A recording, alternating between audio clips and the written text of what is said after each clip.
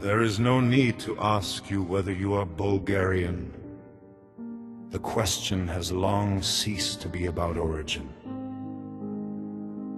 It is about whether the human being within you still coincides with the name of the people you pronounce.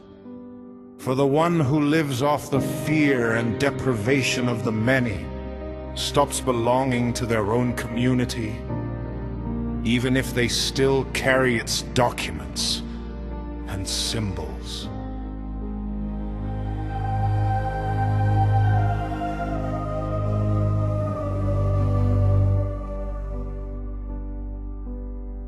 Power that does not protect but devours slowly turns the person into an instrument of its own greed. The body still occupies a place in the institutions, signs, laws, distributes resources, but the soul contracts into a dark stain, numb to hunger, humiliation, and despair. Thus, from a person there remains only a silhouette, a figure casting a shadow over the common root, no longer remembering that it too once grew from it.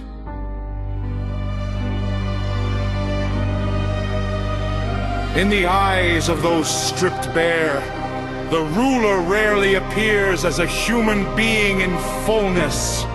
He appears rather as a function of pressure, of decay, of impunity. And that is why the language of the people pulls him down into the image of an animal, a faceless body at the feeding truth. This zoologization is not merely a crude insult.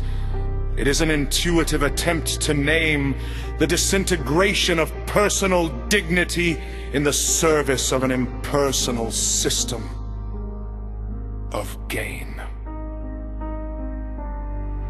The Christmas in question is not a season of laden tables, but a figure of eschatological time. It marks the moment when history ceases to be a convenient backdrop and begins to read our names aloud, not in a courtroom, but in the conscience of the community and in our own memory.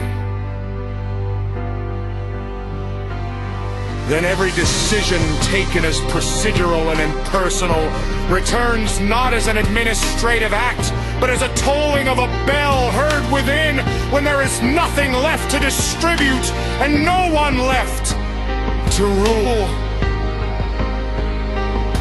Within this horizon you inevitably find yourself not as a master, but as the accused, not before the people as a crowd, but before the very meaning of the word human.